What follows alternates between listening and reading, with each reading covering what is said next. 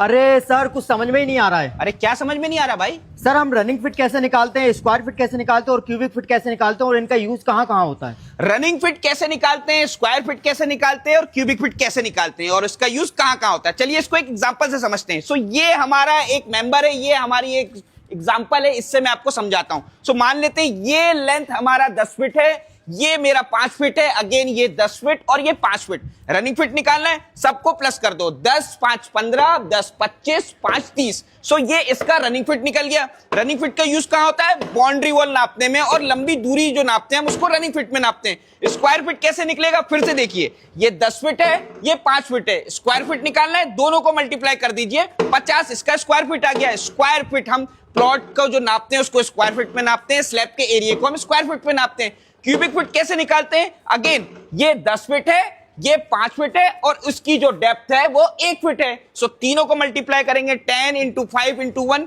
कितना हुआ?